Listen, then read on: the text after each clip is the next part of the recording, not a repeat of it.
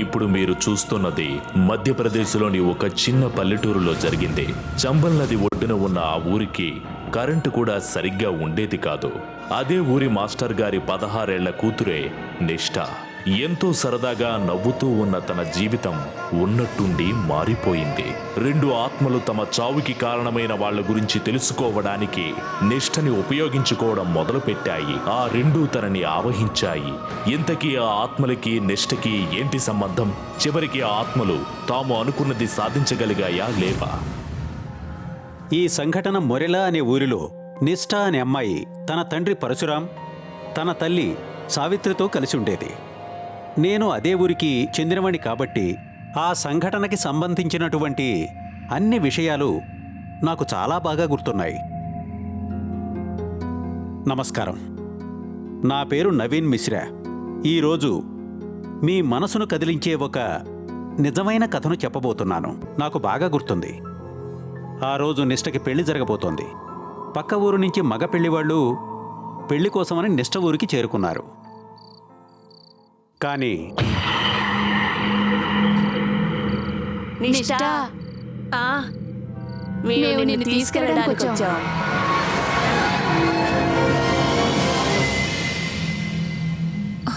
అక్క, నాకు అక్కయ్య గొంతు వినిపించింది.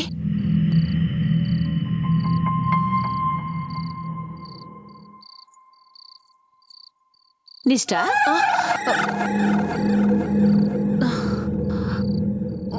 అమ్మా నువ్వా? అవును నేనే. ఇంకెవరు వస్తారు ఇక్కడికి?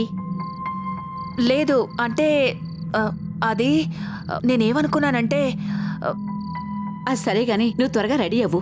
బయట నీకోసం అందరూ ఎదురు చూస్తున్నారు. నేను వదిన్ని పిలుస్తాను.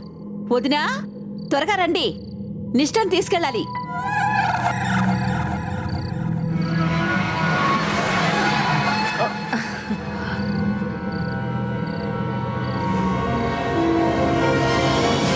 బావుగారు, నా వల్ల ఏదైనా పొరపాటు జరుగుంటే నన్ను క్షమించండి. పనులని త్వరగా చేయాల్సి వచ్చింది కదా, అందుకని. మీరు భలేవారే బావగారు. ఎలాంటి పొరపాట్లు జరగలేదు. మీరు అన్ని ఏర్పాట్లు చాలా బాగా చేశారు. పవిత్ర పవిత్రో వా సర్వావస్థాంగతో పివాయ స్మరేత్ పుండరీకాక్ష తబాహ్యాంతర శుచి. పాణిగ్రహణం కోసం అమ్మాయి చేతిని అబ్బాయి చేతిలో పెట్టండి. దాంతో పాణిగ్రహణం పూర్తి అవుతుంది.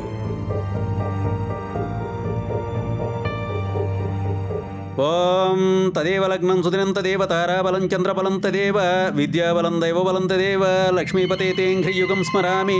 యత్ర యోగీశ్వరః కృష్ణో యత్ర పార్థో ధనుర్ధరః తత్ర శ్రీర్విజయోర్భూతిర్ధ్రువాని తిర్మతిర్మమ.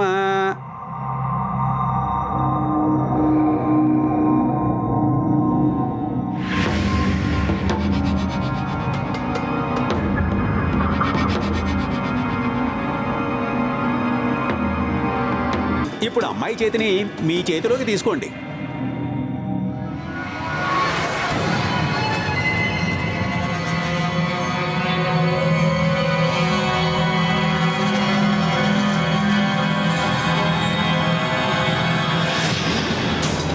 వదులు, నా చెయ్యి వదులు. వద్దు వద్దు వద్దు వదులు. అయ్యో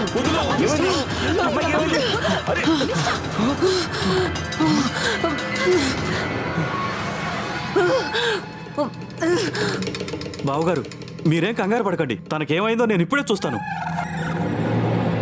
నేను ఇప్పుడే తనకు నచ్చ చెప్తాను. మీరు కూర్చోండి. లేదు, నేను అర్థం చేసుకోను. నాకు ఎవరు నచ్చ చెప్పక్కర్లేదు.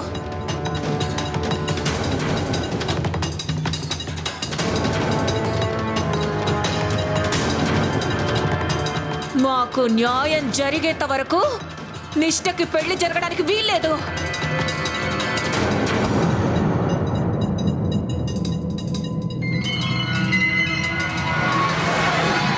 మా హత్యకు కారణం ఎవరో తెలిసేంత వరకు మేము నిష్ఠ శరీరాన్ని వదిలి ఎక్కడికి వెళ్ళాం. ఈ పెళ్లి జరగకూడదు. నేను పెళ్లి జరగనివ్వను. నిష్ఠ, నీకేమైంది? ఎందుకు ఇలా మాట్లాడుతున్నావు? నిష్ఠ, నిష్ఠ, నిష్ఠ, నిష్ఠ, నిష్ఠ, అమ్మా నిష్ఠ. సరిగ్గా ఈ సంఘటన జరిగినప్పుడే నేనక్కడికి చేరుకున్నాను. వెంటనే నా స్నేహితులతో కలిసి ఈ విషయం గురించి తెలుసుకోవాలని నిర్ణయించుకున్నాను. నిష్ట పరిస్థితి రోజురోజుకి క్షీణించిపోతుంది మాస్టర్ గారు. వెంటనే ఏదో ఒకటి చెయ్యాలి. చూడండి, నాకంతా అర్థమైంది. నిష్టని ఏదో ఆత్మ ఆవహించింది.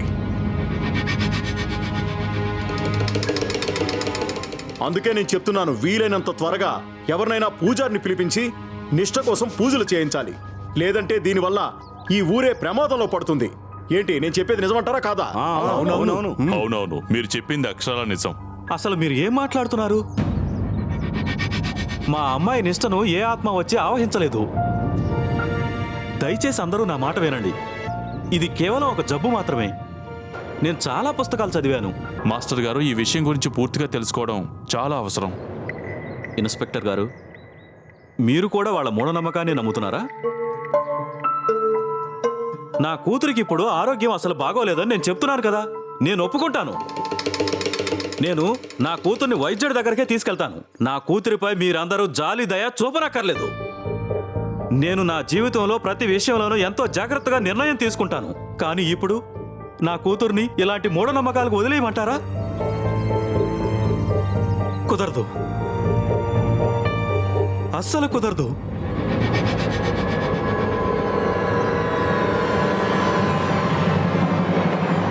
చూడు సావిత్రి, అమావాస్య రోజు రాత్రి నీ కూతుర్ని నదిలో స్నానం చేయించు. అన్ని భూతాలు క్షణంలో పారిపోతాయి.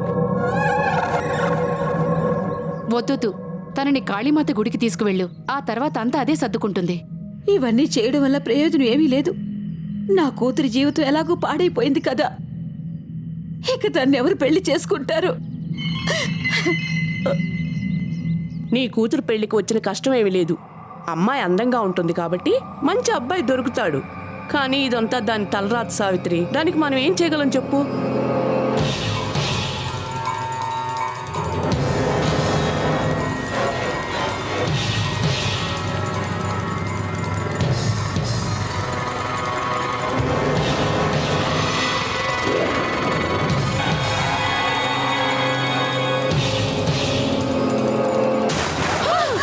నీకేమన్నా పిచ్చి పట్టిందా?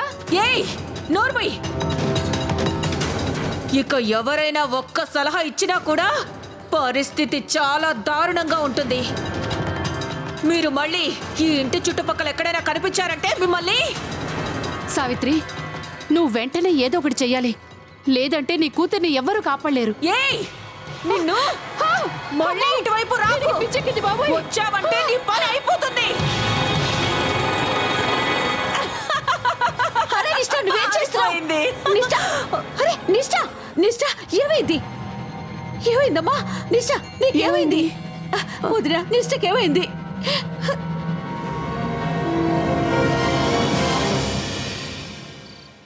అమ్మా, నిష్ఠ, నాన్నగారు. అమ్మా, ఏంటమ్మా? అమ్మా, నా ఒళ్ళంతా నొప్పిగా ఉంది. చాలా నొప్పిగా ఉందమ్మా. నువ్వు విశ్రాంతి తీసుకో, నొప్పులన్నీ తగ్గిపోతాయి. నేను నేను నేను నీకోసం వేడినీళ్ళు తీసుకొస్తాను. ఊళ్ళంతా కాపడం పెడతాను, సరేనా? అమ్మా, అమ్మా, ఎక్కడికి వెళ్ళొద్దు, పక్కనే ఉండమ్మా.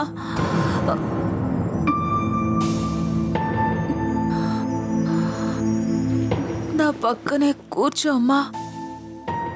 అలాగే, ఎక్కడికి వెళ్ళను, నీ దగ్గరే కూర్చుంటాను.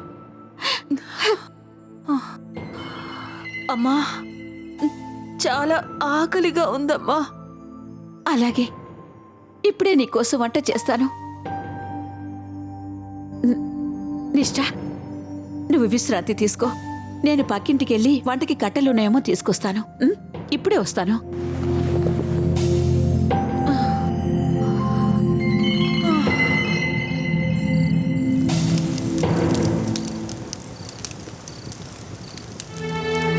నన్నేం చెప్పమంటావు వదినా?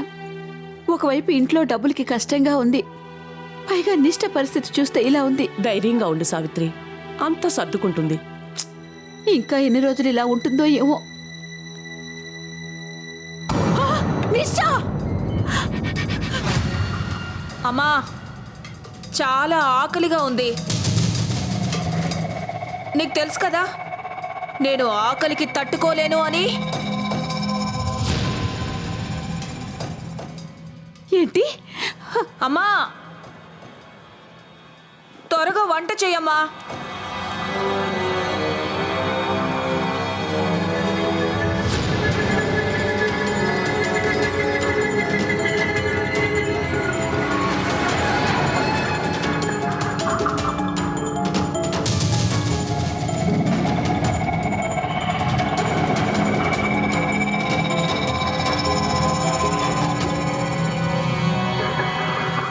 అమ్మా ఏమైందమ్మా? మమ్మల్ని గుర్తుపట్టలేదా? అరే ఇది నీ ఇద్దరు కూతుళ్ళు గొంతులు కదా సావిత్రి, ఛాయ ఇంకా రాణి. కానీ అసలు ఇది ఎలా సాధ్యమవుతుంది? ఎందుకు సాధ్యం కాదత్తయ్య? అమ్మా మేము నీకు దూరంగా వెళ్ళాలని అనుకోలేదు, కానీ ఎవరో కావాలనే మమ్మల్ని నీకు దూరం చేశారు, మమ్మల్ని చంపేశారు. అమ్మా మేము మా చావుకి ఎవరు కారణమో తెలుసుకోవాలని వచ్చాం.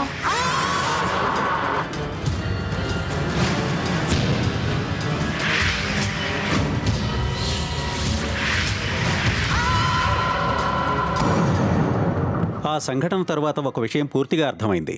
నిష్ఠ అక్కయ్యలిద్దరూ ఇంట్లో నుంచి పారిపోలేదు, వాళ్ళని ఎవరో హత్య చేశారని. నిష్ఠ శరీరంలోకి ఇప్పుడు తన అక్కయ్యలు ఆత్మరూపంలో ప్రవేశించారు. ఇప్పుడు తమ హత్యకి కారణమైన వాళ్ళు ఎవరో తెలిసేంతవరకు నిష్ఠని వాళ్ళ నుంచి విడిపించటం చాలా కష్టమైన పని. ఈ విషయం ఊళ్ళో ఉన్న వాళ్ళందరికీ తెలిసిపోయింది. చివరికి నాకు కూడా ఈ విషయం తెలిసింది. సరిగ్గా అప్పుడే ఆ హంతకుడెవరో తెలుసుకోవడానికి బయలుదేరాం. ఇలా చూడండి, మాకు ఎటువంటి కంప్లైంట్ రాలేదు, కానీ ఈ ఊరంతా చెప్పుకుంటే మేము విన్నాం ఎవరో హంతకుడి కోసం వెతుకుతున్నారని. ఏవో ఆత్మలు స్వయంగా హంతకుడి గురించి చెప్పడానికి వచ్చాయట కదా, ఆశ్చర్యంగా ఉంది. కానీ మనం త్వరగా ఏదోటి చేయాలి ఇన్స్పెక్టర్ గారు. మనం ఆ హంతకుడిని పట్టుకోవాలి. అప్పుడే ఆత్మలు నిష్ఠ శరీరాన్ని విడిచిపెడతాయి. ప్రస్తుతం నిష్ఠ పరిస్థితి బాగోలేదు, రోజు రోజుకి ఆరోగ్యం క్షీణిస్తుంది. త్వరగా ఏదోటి చేయాలి, కానీ ఏం చేయాలో నాకేం అర్థం కావడం లేదు. అందుకని ఎవరి మీద అనుమానం ఉందో వాళ్ళందరినీ నేను గమనిస్తూనే ఉన్నాను. నాకు తెలిసి ఇన్స్పెక్టర్ గారు ఇది చాలా జాగ్రత్తగా డీల్ చేయాల్సిన విషయం. నేను మాత్రం ఒకటి నిర్ణయించుకున్నాను, ఆ హంతకుడు ఎవరైనా సరే తెలుసుకునే తీరుతాను. కానీ అర్థం కాని విషయం ఒకటే, ఇద్దరు అక్కా చెల్లెల్ని ఒకేసారి ఎందుకు చంపారు?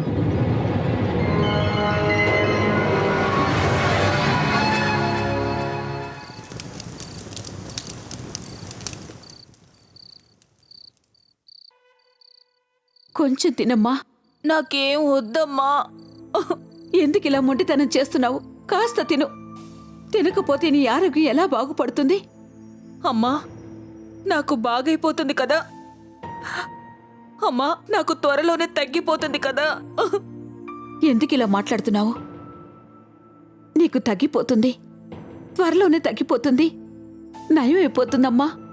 అమ్మా ఇక నాకు ఎప్పటికీ పెళ్లి జరగదు కదా.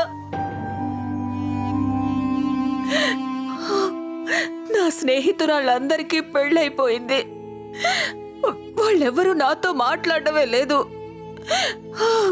అందరూ నన్ను చూసి భయపడి పారిపోతున్నారు. అమ్మా నువ్వు కంగారు పడకు. మీ నాన్నగారు నీకు ఖచ్చితంగా పెళ్లి చేస్తారు.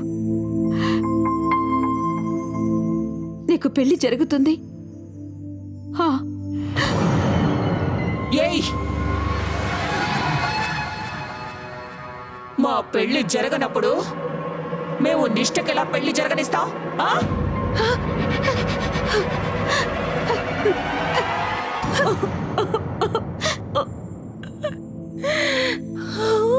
అమ్మా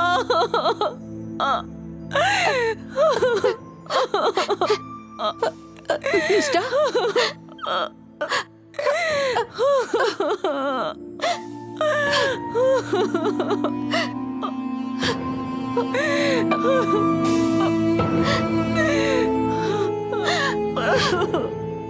ఆ ఆత్మలు నెష్టని మాటిమాటికి ఆవహిస్తూ ఉండేవి.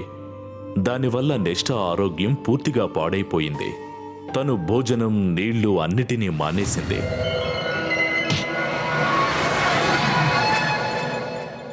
మాటిమాటికి గ్రామ ప్రజల మీద తన కోపాన్నంతా చూపిస్తూ ఉండేది.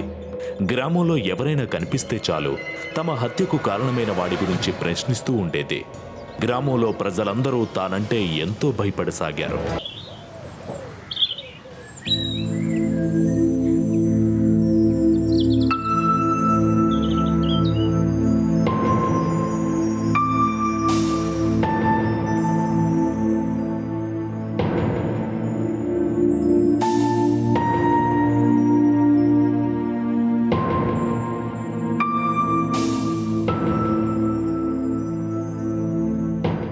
చివరికి పరశురాంకి కూడా పూర్తిగా నమ్మకం కలిగింది. అందరిలా తాంత్రిక వైద్యుణ్ణి పిలిపించడానికి అతను ఒప్పుకున్నాడు.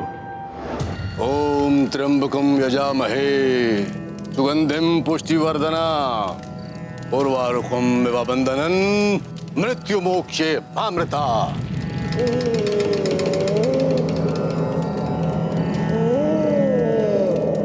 భగవంతుడా, దయచేసి ఈ అమ్మాయిని రక్షించు.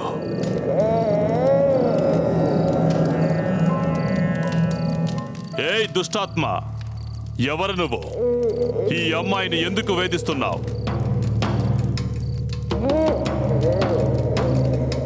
చెప్పు, నీకేం కావాలి? నీ కోరికేంటో చెప్పు, నెరవేర్చడానికి ప్రయత్నిస్తాను. కానీ ఈ అమ్మాయి శరీరాన్ని విడిచిపెట్టు. ఈ అమ్మాయి శరీరాన్ని విడిచిపెట్టు. వెళ్ళిపో, వెళ్ళిపో.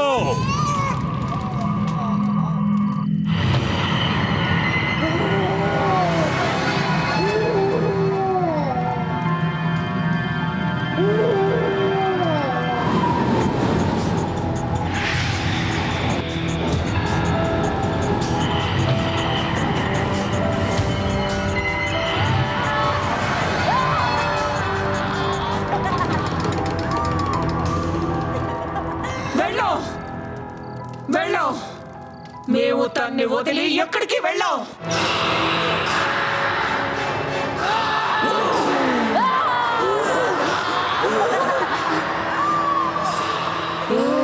మాకు న్యాయం కావాలి.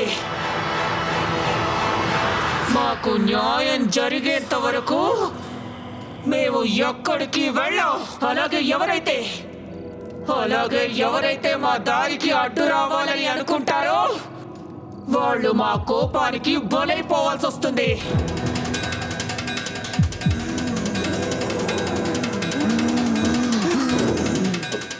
పట్టుకోండి, పట్టుకోండి, తనని పట్టుకోండి.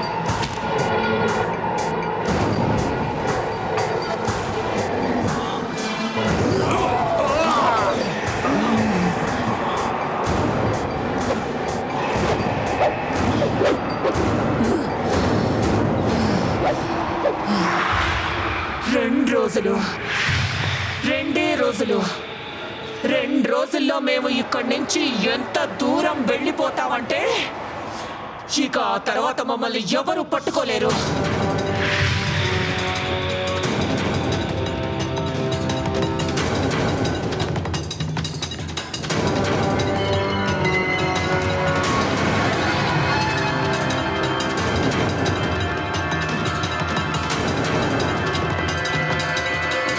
ధైర్యంగా ఉండు సావిత్రి, అంతా సర్దుకుంటుంది.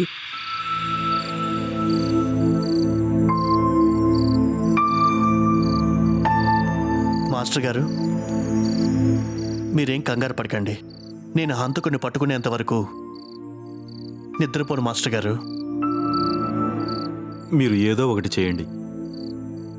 నాకు మాత్రం నా కూతురు కావాలి.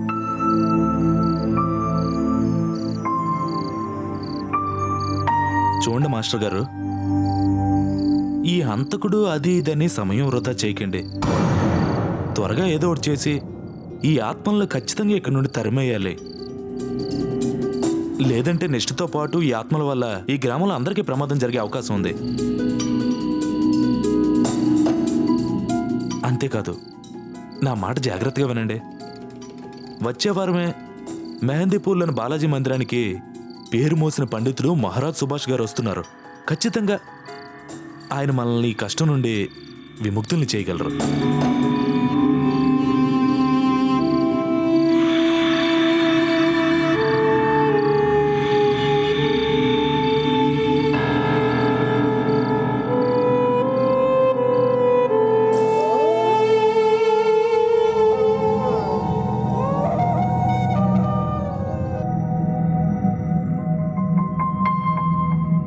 ధైర్యంగా ఉండమ్మా, అంతా మంచి జరుగుతుంది.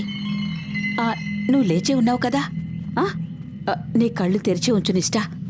మనం దగ్గరికి వచ్చేసాం. చూడు, గుడి దగ్గరికి వచ్చేసాం.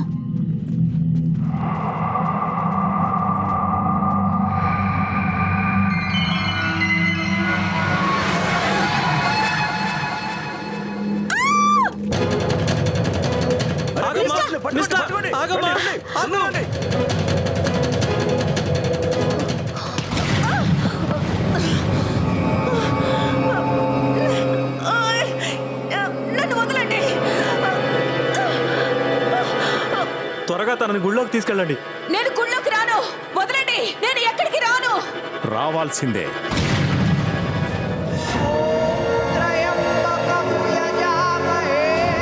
నువ్వు దేవుడి సన్నిధానానికి రావాల్సిందే. నేను ఎక్కడికి రాను. చూడు, నా కళ్ళల్లోకి చూడు.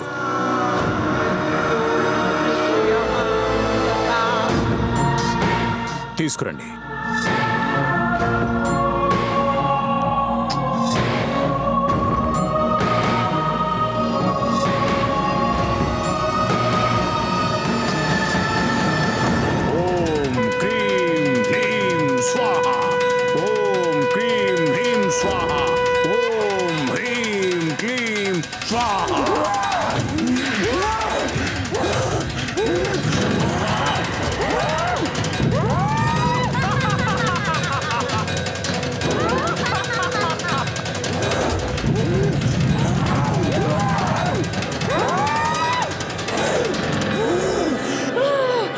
దుష్టాత్మ, వదిలిపెట్టి అమ్మాయిని వదిలిపెట్టు. మర్యాదగా వెళ్ళిపో. వెళ్ళిపో, ఇక్కడి నుంచి వెళ్ళిపో.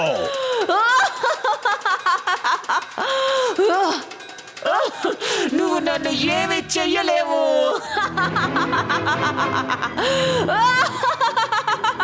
ఏం కావాలి నీకు? చెప్పు, నీకేం కావాలి? నాకు న్యాయం కావాలి, న్యాయం కావాలి. చెప్పు, నీకు ఎలాంటి సహాయం కావాలి? నేను నీకు సహాయం చేస్తాను. చెప్పు.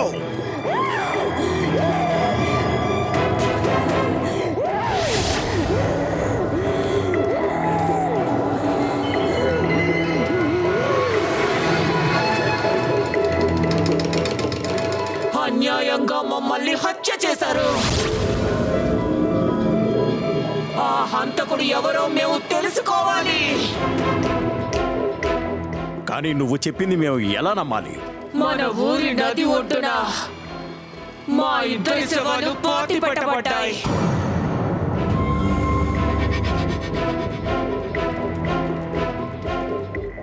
అక్కడికి వెళ్ళు. నీకు కావాల్సిన ఆధారాలు దొరుకుతాయి. కానీ ఒక్క విషయం మాత్రం గుర్తుపెట్టుకో, మమ్మల్ని చంపిన హంతకుడు ఎవరో మాకు తెలిసేంత వరకు ఈ శరీరాన్ని వదిలి ఎక్కడికి వెళ్ళాం. మమ్మల్ని పంపించడానికి ప్రయత్నించకండి. దానివల్ల ప్రయోజనం ఉండదు. ఎలాంటి ప్రయోజనం ఉండదు.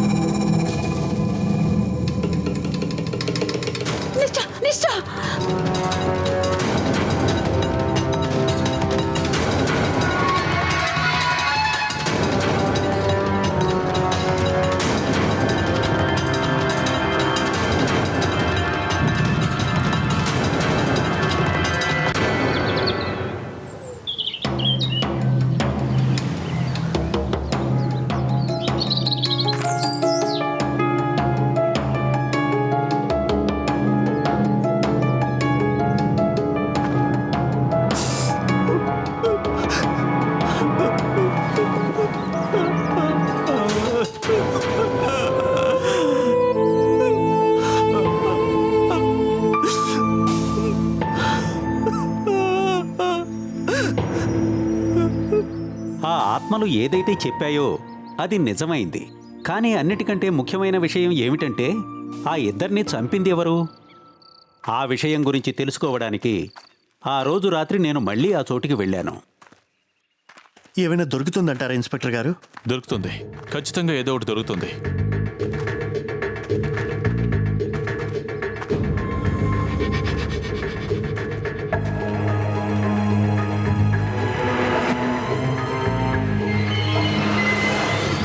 నేను ఇటువైపు చూస్తాను. సరే, నేను ఇటువైపు చూస్తాను.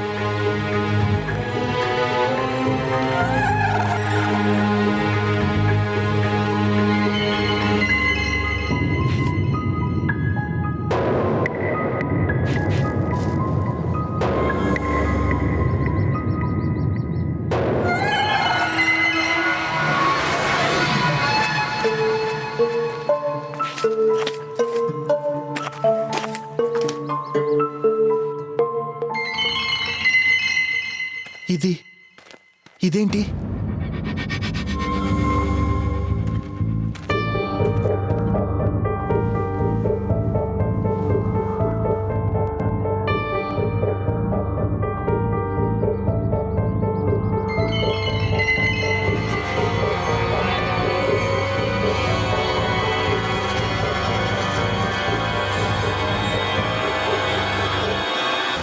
సావిత్రి, ఆ భగవంతుడు మనకు అన్యాయం చేయడు సావిత్రి. ఖచ్చితంగా మన అమ్మాయిని బాగు చేస్తాడు. మాస్టర్ గారు, మాస్టర్ గారు, తలుపు తెరవండి. ఈ సమయంలో నేను చూస్తాను.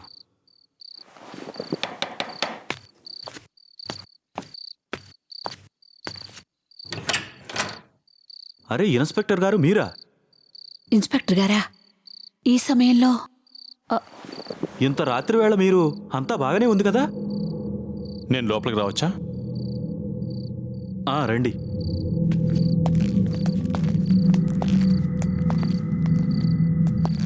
చెప్పండి, ఏంటి ఇలా వచ్చారు? మాస్టర్ గారు, దీన్ని గుర్తుపట్టగలరా? ఈ పెన్ను మాకు శవాల్ని పాతిపెట్టిన చోటు దొరికింది.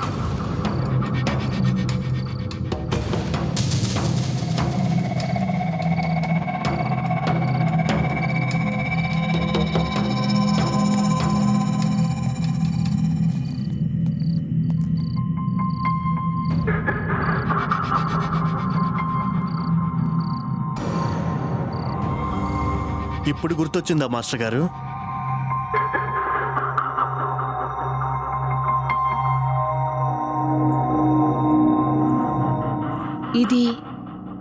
ఇది ఆ పెన్నే కదా? కిందటి సంవత్సరం పోయిందన్నారు. అవును. ఈ పెన్ ఎప్పుడు పోయిందో తెలుసా మీకు? మాస్టర్ గారు తన ఇద్దరు కూతుర్ని చంపి నది ఒడ్డున పాతి పెట్టినప్పుడు.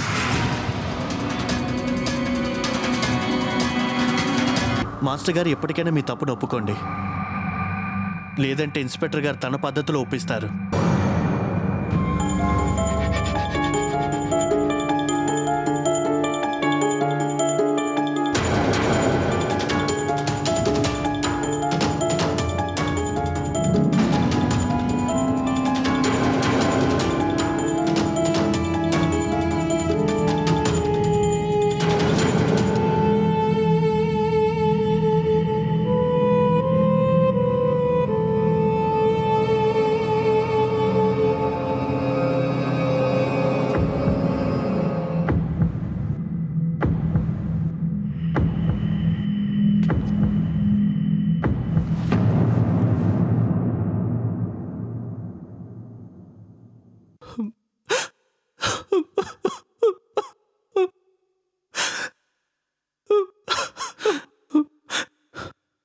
అవును, నా ఇద్దరి కూతుర్లను నేనే చంపేశాను.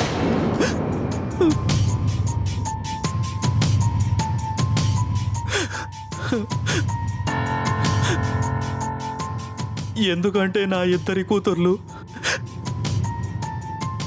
నిష్టలాగా అందంగా ఉండరు. వాళ్ళను పెళ్లి చేసుకోవడానికి ఎవరూ ముందుకు రాలేదు. ఒకవేళ వాళ్ళు చేసుకోవడానికి ఒప్పుకున్నా నేను ఇవ్వలేనంత డబ్బు వాళ్ళు కష్టంగా అడిగేవాళ్ళు. నా కూతుళ్లకు వయసు దాటిపోతుంది. లోకులు కాకుల్లా పొడుచుకు తిట్టం మొదలు పెట్టారు. ఇక నాకు వేరే దారి కనిపించలేదు.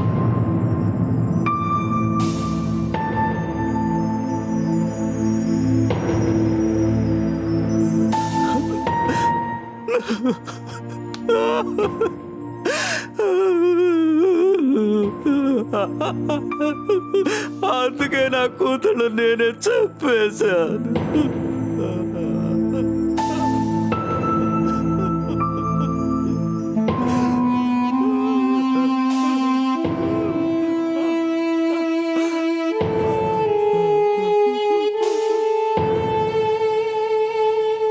అబ్బాయి వాళ్ళు ఈ పెళ్లికి ఒప్పుకున్నారా? అసలు ఒప్పుకోవట్లేదు. కట్నం కూడా తక్కువ తీసుకోవడానికి ఒప్పుకోవట్లేదు. అంతేకాదు డబ్బు మొత్తం పెళ్లికి ముందే ఇచ్చేయాలంట. అయితే ప్రయత్నించి ఎలాగోలా ఇవ్వచ్చు కదా. ఇద్దరికీ వయసు దాటిపోతుంది. ఊళ్ళో వాళ్ళందరూ రకరకాలుగా మాట్లాడుతున్నారు. అయితే నన్నేం చేయమంటావు? నేను చేస్తున్న ఉద్యోగానికి ఇంతకంటే ఎక్కువ డబ్బు ఎలా వస్తుంది? ఇద్దరిని బాగా చదివించాలనుకున్నాను. కనీసం ఒక్కరు కూడా నాకు అప్పివ్వడానికి ముందుకు రావడం లేదు. నన్నేం చేయమంటావు? బ్యాంకులో కన్నం వేయాలా? బ్యాంకు కొలగట్టమని ఎవరన్నారు? ఈ మాత్రం బరువు బాధ్యతలు మొయ్యలేని వాళ్ళు కాస్త విషయం ఇచ్చి వాళ్ళిద్దరిని చంపేయచ్చు కదా. ఇవన్నీ విని బాధలు పడే కంటే చావడం నయం. అందరికీ సమాధానం చెప్పలేక నా నోరు నొప్పొస్తోంది. ఆ రోజు సావిత్రి ఏదో కోపంలో అంది, కానీ నిజంగానే నాకు ఆ క్షణంలో అంతకంటే వేరే దారేది కనిపించలేదు. ఒకరోజు సావిత్రి ఇంట్లో లేనప్పుడు నేను పిల్లల భోజనంలో విషం కలిపేశాను.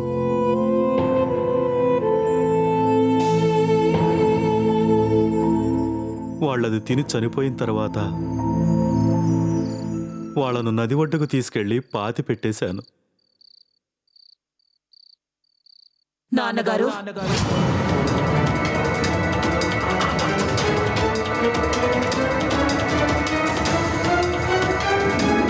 కూతుళ్ళని చంపాలి అని నిర్ణయించుకున్నప్పుడు మరి నిష్ఠని మాత్రం ఎందుకు చంపలేదు? తను కూడా మీ కూతురే కదా, తను కూడా మీకు భారమే కదా. సరేలేండి, ఆ భారాన్ని మేము తగ్గిస్తాం.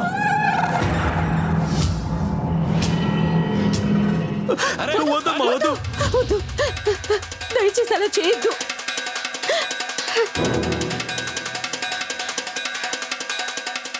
మెహదీపూర్ మహారాజ్ బాలాజీకి జై, సత్యానికి జై. ఛాయా, గంగా, శాంతించండి. మీ చావుకి కారణం మీ నాన్నగారు. ఆయనకి తన చావుకి శిక్ష పడాల్సిందే. కానీ నిష్ఠని శిక్షించే అధికారం మీ ఇద్దరికీ లేదు. ఒక్క విషయం మర్చిపోకండి, ఇప్పటికీ మీరు ఈ సృష్టి నియమాలలో బంధించి ఉన్నారు. ఇక ఎవరైతే ఈ నియమాలను ఉల్లంఘిస్తారో వాళ్ళు ఎప్పటికీ ప్రశాంతంగా ఉండలేరు.